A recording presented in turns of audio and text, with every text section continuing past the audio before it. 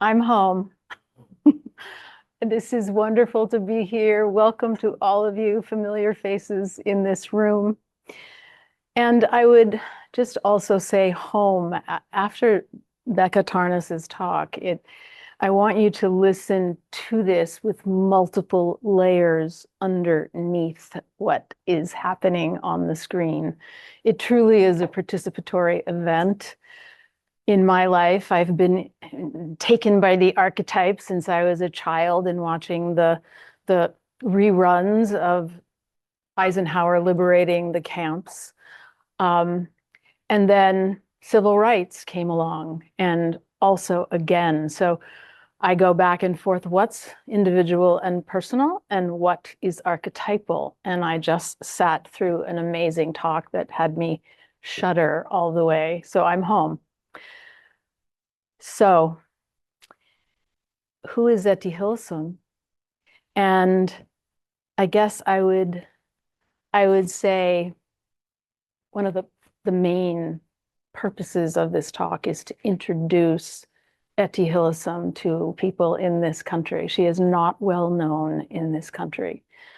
However, she's known as the grown-up Anne Frank in Holland.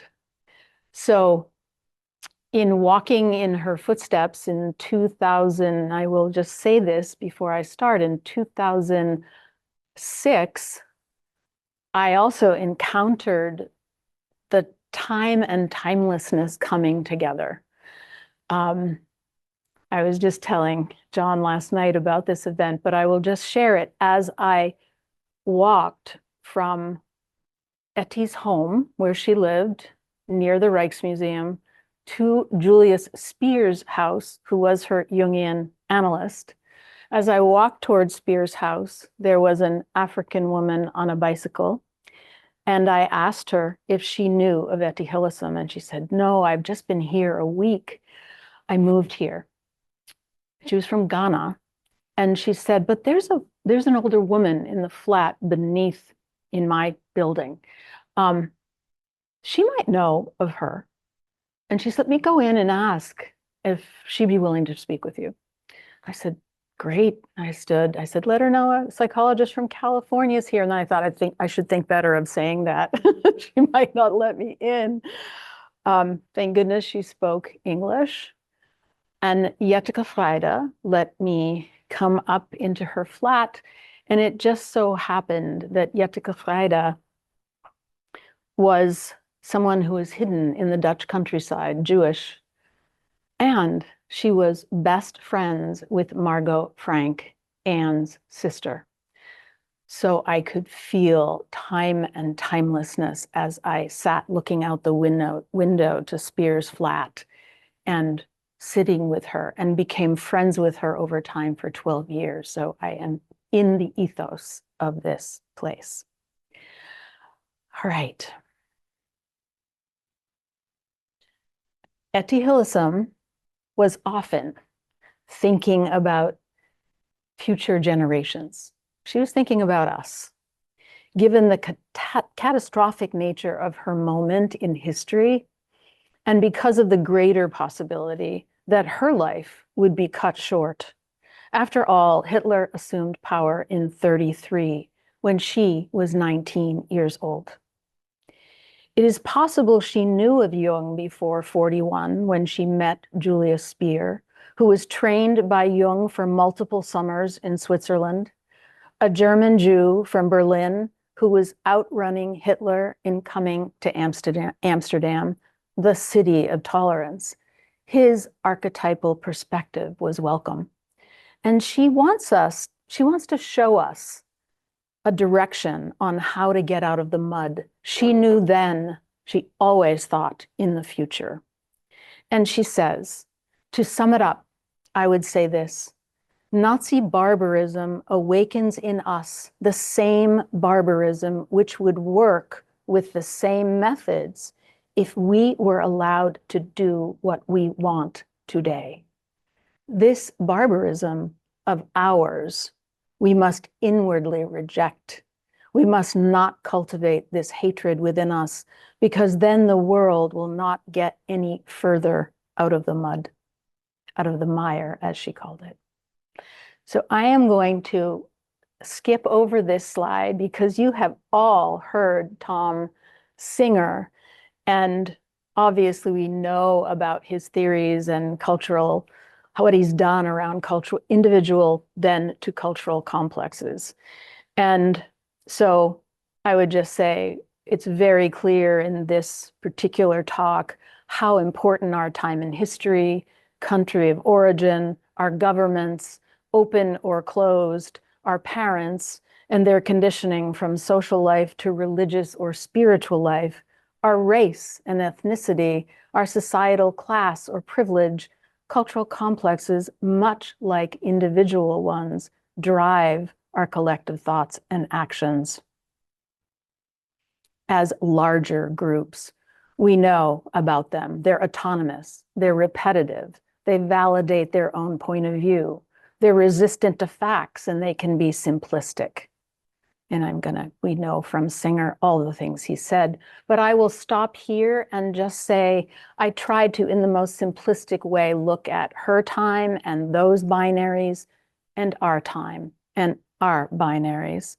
And her time, as we know, Europe was fueled by ancient as well as 20th century conspiracy theories based upon cultural complexes of hate, the binary of German, Jewish, Aryan versus Semitic, dominant versus scapegoat, the Christian-Jewish binary of religious dogma, the mythology of the Jews killing Jesus fueled into this mess, and of course, hatred of the other, anti-Roma, immigrants, anti-homosexual, and anti-disabled. Our time. The United States is fueled by conspiracy theories based upon cultural complexes of the North and South. For us, it really began pretty much in the Civil War times, long before that. But for this particular talk, now we've come into liberal and conservative during one era. Now there's a far left that's progressive and socialist, and far right, which we know as Christian nationalist and MAGA, and illiberal democracy of Viktor Orban, the far left and the far right. So fundamentally, it's still an us, them, it's anti-immigrant, it's anti-LGBTQ, it's anti-trans, the tropes of dangerous murderers, xenophobia, hatred of DEI. We spent our life building that program here at this school. And I would just say also continuing people of color as scapegoats, including increased anti-Semitism in the United States, as well as any feared other. So who is Etty Hillesum? So our own cultural and personal complexes shape us, how we're conditioned, the same thing. They condition us and they challenge us to grow, as we have been hearing throughout this talk. So she, Etty, was an assimilated Jew in a tolerant country until it wasn't. She grew up with a father, Louis, who was quite stoic by nature, studied the Jewish religion intensively, although primarily intellectually, while a scholar of classical languages. Her mother, Riva, was a more chaotic personality who escaped from pogroms in Russia. One younger brother, Misha, was a gifted pianist, the other a physician, Yap. Both suffered, and this is really important to Etty, from schizophrenia and her terrors that came from that. While assimilated, Etty's givenness was Jewish, and the choice she makes later in the story speaks to it. She was a struggling teen within a chaotic family and young adult without center or ground, with numerous somatic complaints, fears of becoming like her mother and or her brothers, low self-esteem, and plenty of longing and desire. She evolves personally and spiritually and faces her harrowing reality. With the help of Julius Spier and Jungian psychology, she faces her own shadow, she cultivates herself, and gives back to her community at the height of this tsunami of hatred. Here is Etty with her parents. She was the eldest, and she is 15 years old there, and her brothers and parents. So the post-war public first met Etty when part of her diary was published in Holland in 1981. It took a lot for that to be published over those many, many years. It was called An Interrupted Life, The Diaries and Letters of Etty Hillesum, and first translated into English in 1983. So Etty is fairly unknown in the United States, except in certain circles, like possibly this one. Yet she lived only 2 miles from Anne Frank, who is world renowned. Often called the grown-up Anne Frank, but Holland was, nor the world, seemed ready for the philosophical and honest posthumous writings from a sexually liberated, grown-up Jewish woman in the early 1950s, when Anne's diary came out to the public. So this is defining this moment. She was 27 in 1941 when she began her diary. The day after becoming an analyst and having her first session with Julius Spier, a German Jewish man who had long been a student of Carl Jung, who admired, and Jung really did admire, Spier's work as a psychochirologist, a psychoanalyst who read hands as part of his diagnostic methodology. Only a year earlier, when she was 26, the Netherlands capitulated to the Nazis. So another defining story begins for her in Amsterdam as the backdrop, initially to the more important one to Etty with Julius Spier. She joined the Spier Club as well and became its secretary, a place of exploration, reading Jung, Maimonides, the Old Testament and the Psalms, the New Testament, as well as doing breath work and learning to meditate. Could we call it the maybe Eranos seminars, or a mini ITP, Institute of Transpersonal Psychology, or a Jung Institute, perhaps, without the degree giving element? This is Julius Spier. And Etty's psychological and spiritual journey began really with Spier. Her relationship with him served as the catalyst for her own growth. She challenged and tested herself against him and this larger looming struggle, and her evolving consciousness dominates the early notebooks.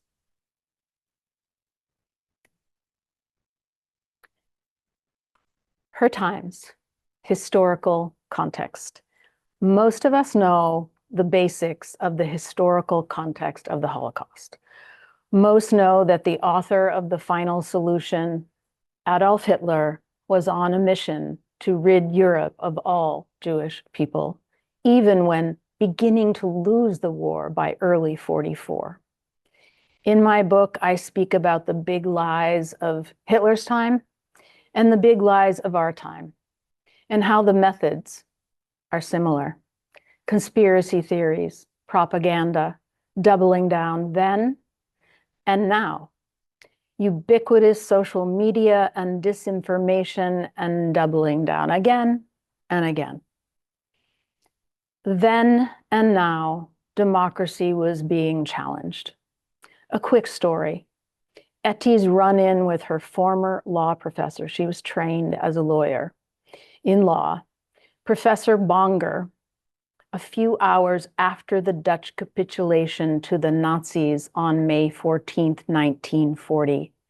It was at the skating club in front of the Rijksmuseum when Etty spotted him and ran after him and said, "Hello, Professor Bonger. I've been thinking about you for the last few days. May I walk with you for a bit?" She took his arm. She said, "Do you think democracy can win?"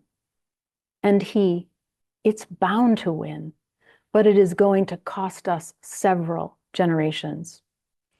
Etty learned that same night, not even a full hour later, that he committed suicide, like so many academics throughout Holland, for sure in the next few weeks, if not much longer than that.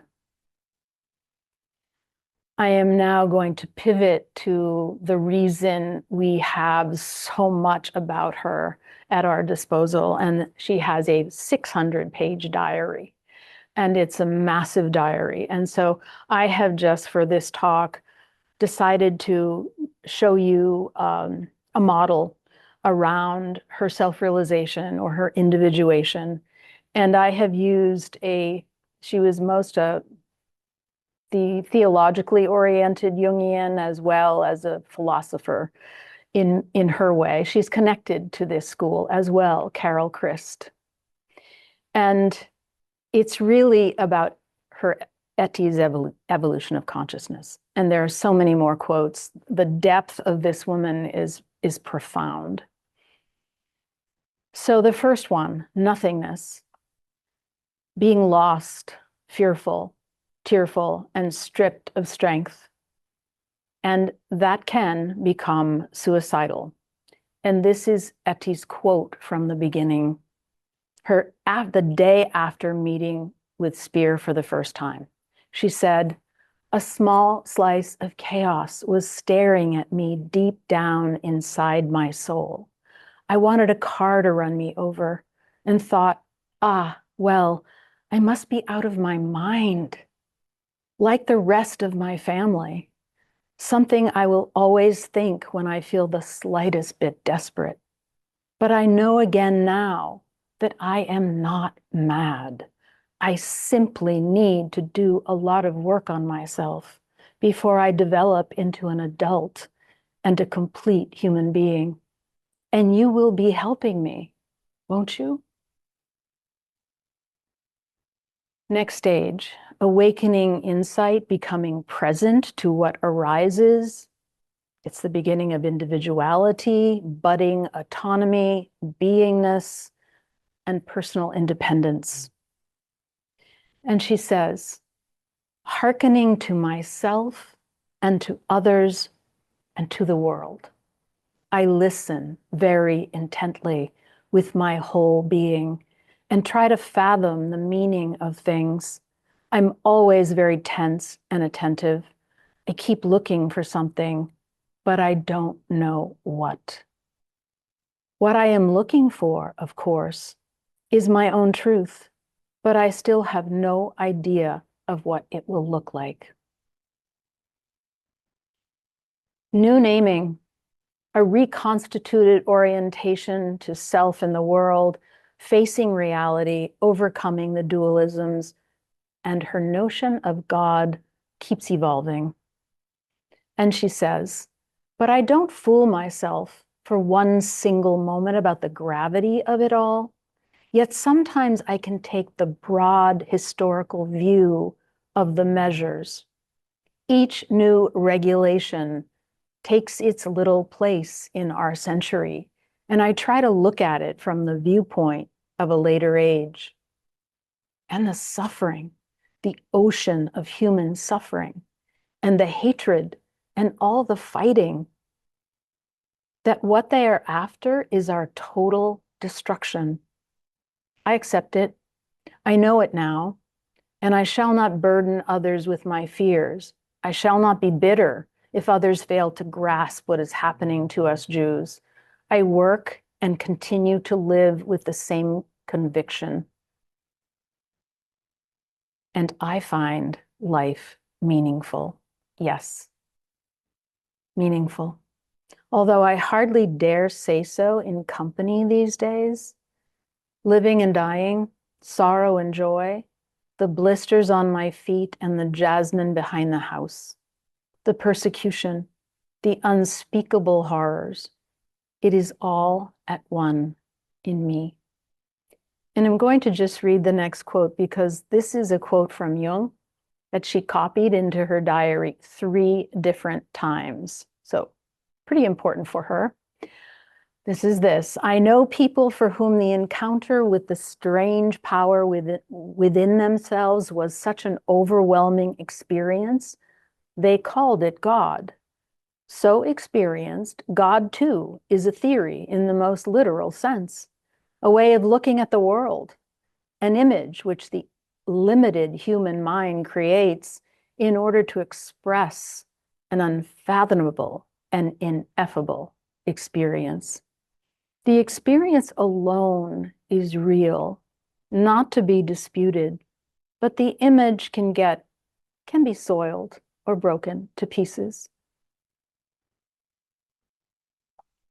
The final stage I added, given my research and presence with Etty Hillesum, and I'm calling it integration and the boundless dimension.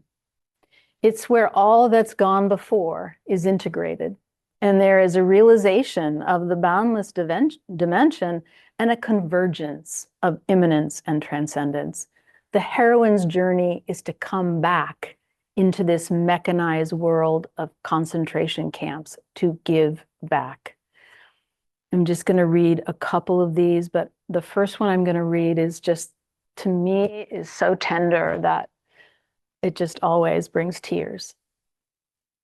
At night, as I lay in the Camp Westerbork, on my plank bed, surrounded by women and girls, gently snoring, dreaming aloud, quietly sobbing, tossing and turning, women and girls who often told me during the day, we don't want to think, we don't want to feel, otherwise we are sure to go out of our minds.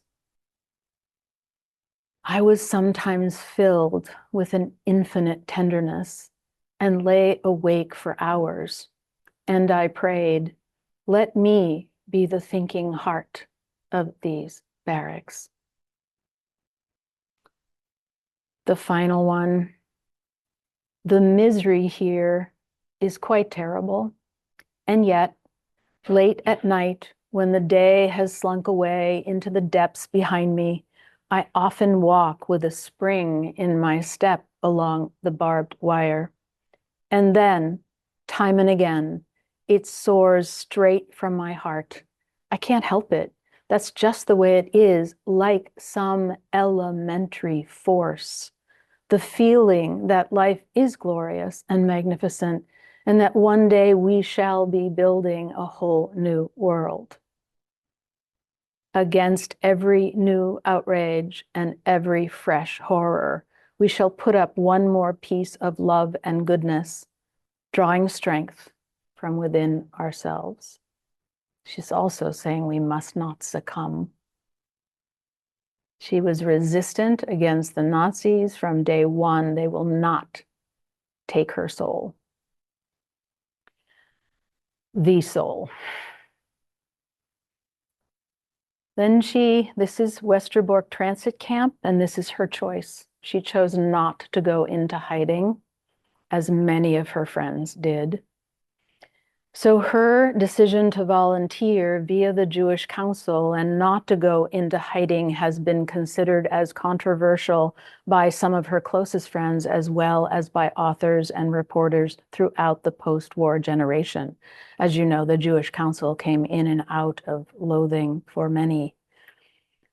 2 of her non-Jewish friends tried to kidnap her twice.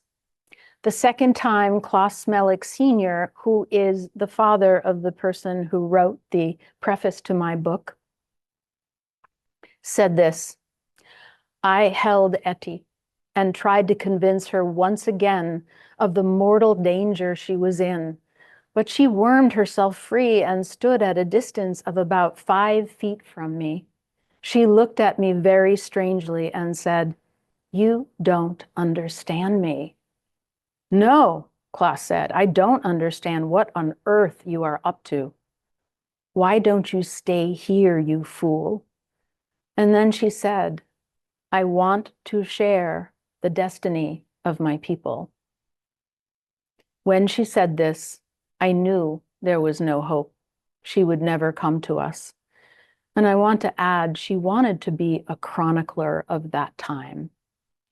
And she felt if she did not live through it, she would not be able to be a chronicler of that time.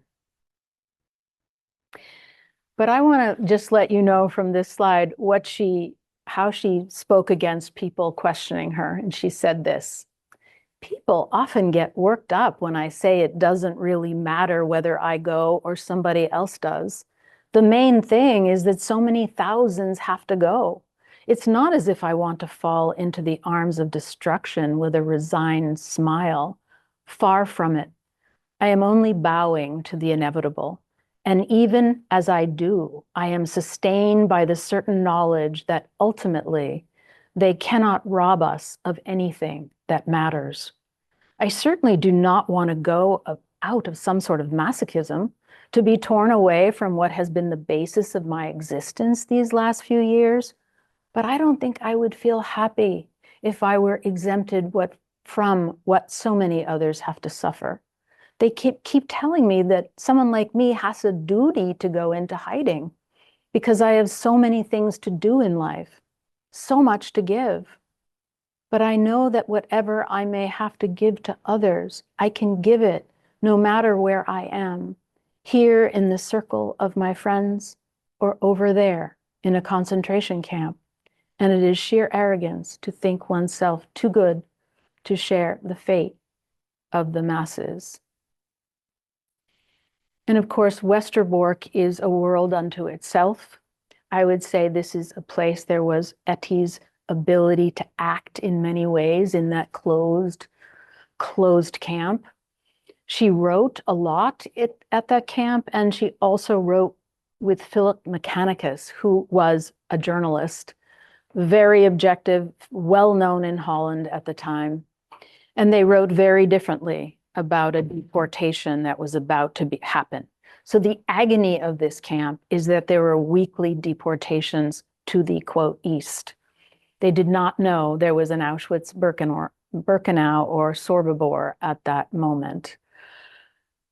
And she also, there's new research that she also was part of with I.S. Spader at Westerbork. I.S. had a wife outside of the camp, non-Jewish, and they started to smuggle out babies from Westerbork using ambulances. And that was another action of Etty. But her letter, it's in the back of my book, that she wrote about a deportation 3 weeks before her deportation, was so brought you into the soul of this agony, with mothers, it's really hard to say, coming up to her and saying, please take my baby, please take my baby. And she wrote that letter with all of that, an old man saying the Shema as he is knowing he's going to his death. And she smuggled that letter out to the Dutch resistance. And that is really one of our best examples of people writing at that time, not afterwards once they've survived. So it's a very powerful letter. And she really wanted to explode the myth that this was a place. I say it in my book, Westerbork had doctors, they helped babies to survive until they put them on the train.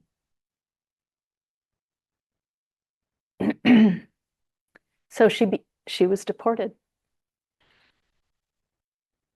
And I'm just going to say, Etty threw a postcard out of the window of the train car.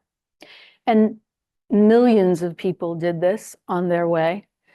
And farmers found these postcards and had them, sent to the person they were written to. And that's no different from Etty. So she threw a postcard out of the window she left on September 7th. She was deported, and the farmers postmarked this postcard on September 15th, and we never heard from her again. But here is what she wrote. in the postcard, opening the Bible at random, I find this. The Lord is my high tower. I am sitting on my rucksack in the middle of a freight car. Father, mother, and Misha are a few cars away. In the end, the departure came without warning, on sudden special orders from The Hague. We left the camps singing. Father and mother firmly and calmly, Misha too. Jaap was not there, he was in the Dutch resistance. We shall be traveling for 3 days. Thank you for all your kindness and care. Friends left behind will still be writing to Amsterdam. Perhaps you will hear something from them or from my last letter from camp.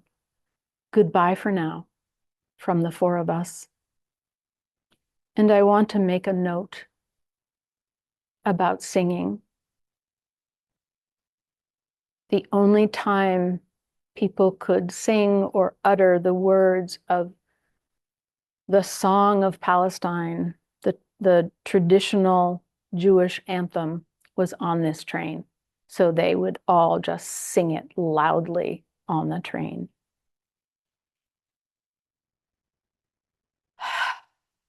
What are the contours of our time?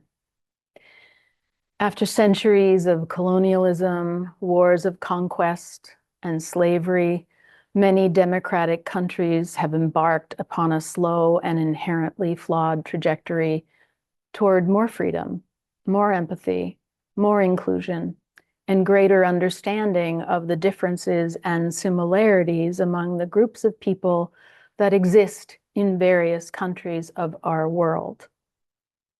Yet, some Western democracies, like ours, have discarded the basic fabric underlying democracy itself in favor of authoritarianism, exclusion, fear-mongering, and hatred.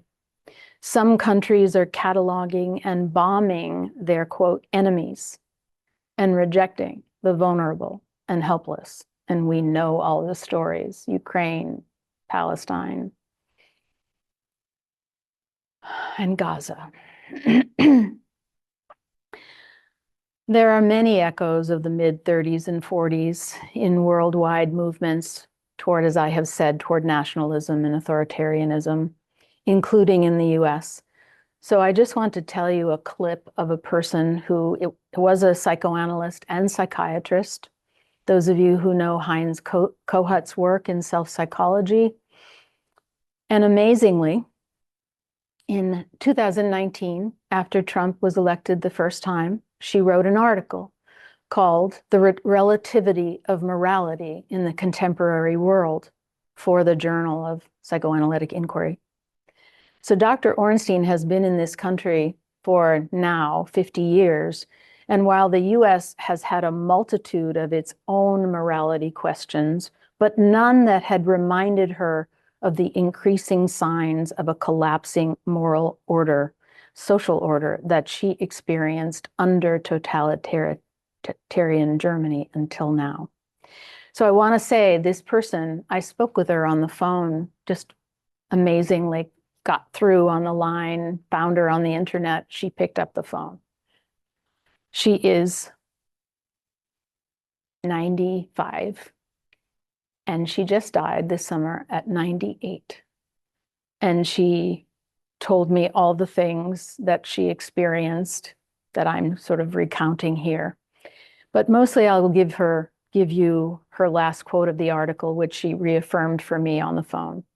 And she said, as with Hitler, after the first shock of a Trump presidency, many tried to dismiss him as an ineffectual puppet until he proved his ability to hold on to a loyal political base and to succeed in seducing his party to go along with many of his undemocratic and destructive ideas. I'll just go further and say the danger, I believe, is the gradual and steady caving in of the elected officials who, fearful of losing their positions, appear to follow the leader, regardless of how destructive his policies may be to our democracy. And again, she's been at 3 concentration camps. I needed to speak with someone who knew then and has a taste now. So, one of the biggest learnings of Etty through Spier and Jung was shadow work. And I'm going to just read you to give you a sense of how she felt about it. It is the problem of our age, she said. Hatred of Germany poisons everyone's mind. Let the bastards drown, the lot of them. Such sentiments have become part and parcel of our daily speech, and sometimes make one feel that life these days has grown impossible. Until suddenly, the writer comes, a few weeks ago, I had a liberating thought that surfaced in me like a hesitant, tender young blade of grass, thrusting its way through a wilderness of weeds. If there were only one decent German, then he should be cherished, despite that whole barbaric gang. And because of that one decent German, it is wrong to pour hatred over an entire people. Etty was fond of saying over and over, let us develop ourselves, root out the rottenness within. It's very important I finish this piece. Jung's quote about the shadow. The shadow, wrote Jung, is the thing the person has no wish to be, and yet, in some ways, is. Erich Neumann, a German Jewish intellectual, studied with Carl Jung in Switzerland on his way out of Europe to Palestine because of Hitler taking power in 1933. Julius Spier, Etty's analyst, was with Jung in Zurich off and on from 26 to 29, not long before. Both men were treated well and were both respected and encouraged by Jung. I was just told this week by someone in Holland that Julie Neumann, Erich's wife, was also a student of Spier for 2 years during that time. Yet Neumann, by 1933, was deeply troubled by what was happening in Germany and could not understand why Jung was not speaking up about the terrible dangers of National Socialism and its brutal inhumanity. Jung, who believed in the qualities of the collective German unconscious, insisted on his opinion that something positive could emerge. Erich wrote to him and said, I cannot comprehend why a person like you cannot see what is all too cruelly obvious to everyone these days, that it is also in the German psyche that a mind-numbing cloud of filth, blood, and rottenness is brewing. The courage. Neumann also recognized that Jung's early misconceptions about Jews stemmed from ignorance, and as we just heard, he told him directly. Jung took his analyst's words to heart by about 36, right in that area. And according to James Kirsch, who opened the Jung Institute in LA, and his son was at the San Francisco Institute in a leadership position, Tom Kirsch, records that Jung personally apologized to his Jewish patients, students, and friends. Jung was asked after World War II about his seemingly anti-Semitic behavior. Leo Baeck, a prominent European rabbi, met with Jung in 1946 and asked him about it. He replied, well, I slipped up. How grand that someone can own a shadow. If we could do that, it would be a different world. In time, Jung could see that Germany and much of Europe had fallen prey to a mass psychosis, what we might call today a collective complex of shadow possession. I'm going to give you one example of Etty holding the union of opposites, another Jungian important piece, and just to give you a feeling of her nature. This is an example of Etty not collapsing the tension of the opposites. as she began to internalize and experience from Jung that waxing and waning make one curve. One Friday evening, Etty listened to Spier, who was very into learning about Jesus Christ, speaking with her friends, Liesel and Werner, and Liesel and Werner were Zionists. So this is what she says. Amazing. Two philosophies, sharply defined, brilliantly defended, rounded off, defended with passion and vigor. But I can't help feeling that every hotly championed philosophy hides a little lie, that it must fall short of the truth. And yet I myself, yeah, sure, I have to find a philosophy to live by, a fenced-in space of my own, violently seized and passionately defended. But wouldn't that be giving life short change? I imagine Jung would concur that this might be an example of the third position where an entirely new attitude is emerging. Was she a mystic, Jewish, Christian, Buddhist, self-realized? Did she come face to face with the holy, the I am, as did Moses? Did she have the direct experience that Zen calls Satori, or the Hindu experience of Samadhi, or William James twice born? What we know is that she was not into absolutes or organized religion of any kind, possibly a modern mystic. What we know is that we can just be touched, moved, inspired, and even transformed by her words and experiences. Experiences and words that transmit this very human yet transcendent possibility that can help us move through these times, our times, all times, with a kind of fierce compassion and bold action that comes from our own ripening, reposing in our own body, spiritual depth, radical self-acceptance, and our unique contribution to others in a clashing world of wars, disinformation, and continual threats to freedom of all kinds. I personally have such gratitude to Etty Hillesum for her guidance in helping me see through what is actually happening and act from our own truth. My closing slide. I want you to know when the diary first came out, the first abridged diary of 200 pages called An Interrupted Life, the editor, who is still the head of the Etty Hillesum Foundation, put in the foreword and maybe in the introduction a paragraph that I read so many years ago. And I would say it's the paragraph that has really sent me on this journey. Her mysticism led her not into solitary contemplation, but squarely back into the world of action. Her vision had nothing to do with escape or self-deception, and everything to do with a hard-won, steady, and whole perception of reality. Her God resided in her own capacity to see the truth, bear it, and to find consolation in it. And I want you just to take a moment to close your eyes as I read a 3-line poem from Etty Hillesum. And you can, where the timeless and time are present.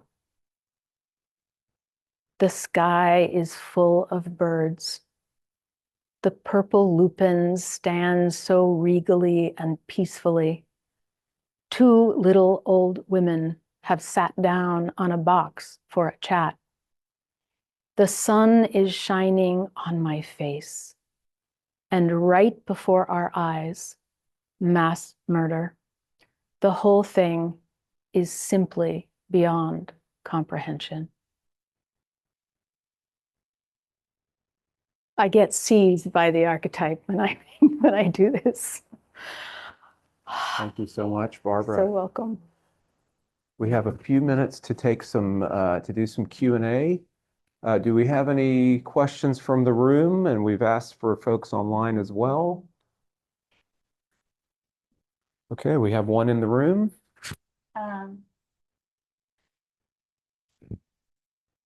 As I was listening to this beautiful lecture, and thank you so much for bringing it here into the space, I couldn't help but recall when you were reviewing the slides, I was talking about why Etty wouldn't allow herself to be saved, or why she wouldn't allow herself to be kidnapped and placed into hiding. And she needed to live through the mass horrors. I was called to mind all of the journalists who have remained in Gaza and the daily sharing that we get to witness in video now in real time. And just the parallels of it all just like washes over me. And earlier this week, and I'm currently a student here in somatic psychology track, and I was in a cohort conversation, and we were talking about the different modalities and explorations of healing and healing of trauma and complex trauma. And I called to mind this article that I had read a few years ago in like 2021, 2022, that was talking about like fantastic reality and the art of play for healing. And that called to mind images for me of images of the children in Gaza still playing and dancing amongst this destruction. And it also draws parallel to her speaking about the spring in her step along the barbed wire. And then what really threw me when I went back to that article and started, because now I'm becoming more of a critical thinker and more of a critical researcher, the 3 of the 4 academics doing this research are based out of universities in Israel. And then the last line of like, before our eyes, mass murder and destruction. And I just like I couldn't hold that. Like, I can't even hold it in my body right now. Possible. And just like how do we, like, I appreciate you giving the language of a mass psychosis of the shadow work. And just like I guess my question is like, what are some ways that we can hold this right now? Because we are just like witnessing a deep seeding the shadow of hatred, just like kind of washing in the masses. There's hardly a rational answer to give to that question. But I think it matters that we are holding it and that we go from inner to outer, and we have to keep going from inner to outer to survive this.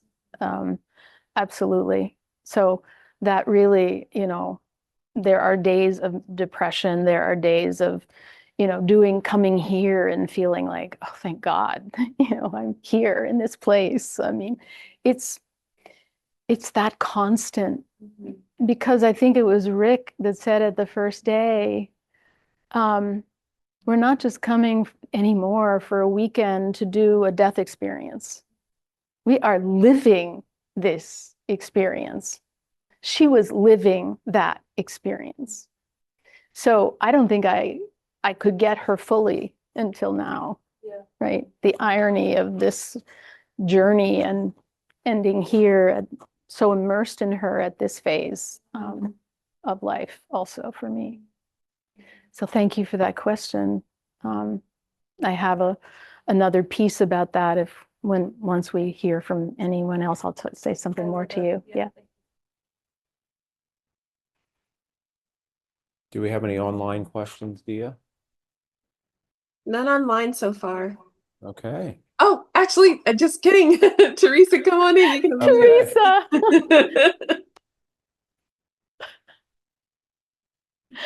Oh my God. Hi, Barbara. Hi, Teresa. Helen. So good to see you. Okay. And I just want to tell you, I have heard you presenting before. And as you said just now for yourself, given what we're in, it starts sinking in even much, much deeper. So I want to thank you for bringing this to us as a community. And I just want to share this one thing that really catches me. The phrase when she says, "Let me be the thinking heart of the barracks." And all I can say is, wow. I mean, I just don't know how she found the capacity to do so. And if you have anything else you can say about that, because she knew that she was facing death, and yet she was in such a space of self-contact, or maybe equanimity, I don't know. And do you have any more insight how she was able to do this? Oh, okay. Well, I guess, Teresa, in some way, it's not different from all of us that are trying to be and living our life in trying to be the thinking heart. Those of us who intellectually are drawn to this material, but also our heart is completely opened by it.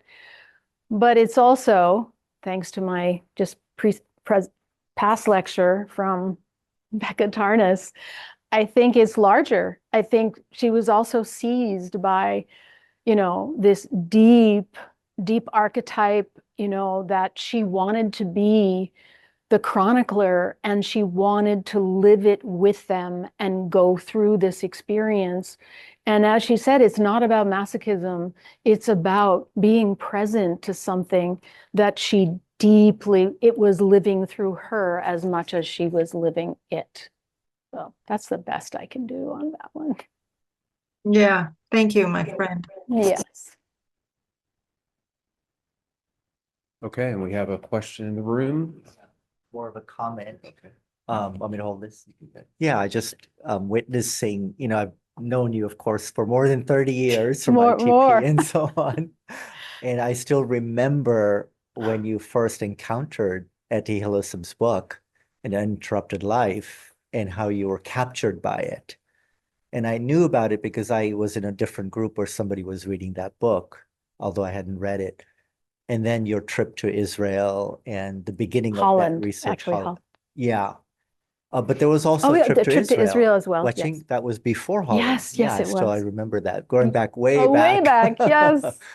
And all the work you've done over the years, in the articles you've written, in the presentations, and then the fruition of your book at this time is so meaningful and so poignant and so relevant. So I just am holding that and just touched of this, the birth of this and its impact in the world. Thank you, Elzak. Yeah. Thank you. 40-year friend here. Okay, we have a final question in the room, unless there are any online. Thank you so much, Barbara. I'm curious, how did you discover the book and how did it cross your path? Well, as a person, again, had read everything about the Holocaust. When you're born in 1950, only 5 years after World War II, and my uncle fought in World War II, I was in that milieu. And so I came of age reading Elie Wiesel and just about every person. And one day I thought I'd read everything. And I walked into a Jewish bookstore and I twirled that little thing, the old book falls off the shelf. And I said, I've never seen that one, An Interrupted Life. Took it down as a little paperback. Oh my God. Hey, excuse me, tell me more about this. I asked the bookstore, and I just bought it and the rest is history. Because then the big journal came out, the real diary, the actual diary of 600 pages that was abridged. And so then I've been studying that big diary. I have so many of them with different papers in them over years of reading this. So she's with me. I mean, she's my guide. So anybody else? I just can't help Oh, wait, synchronicity. I can't help but the synchronicity of all those people you've met along the way before they passed away, and to get that information down. Thank you. Absolutely. We've got one more question online. Barbara, please go ahead and unmute yourself. Barbara, Barbara to Barbara. Barbara to Barbara. Barbara, I just want to say that it occurs to me that the courage you've found to immerse yourself in this material in a way parallels Etty's courage. And I really appreciate what you've done. Thank you. It's not easy. It's probably more than I can do. So I'm very touched. Yeah, I'm sure it's more than I can. Thank you. Yeah. I think we do share some things. Yes, deeply. Okay, this Thank will you. conclude this wonderful, Thank you. thoughtful reflection. Thank you so Thank much. you, everybody.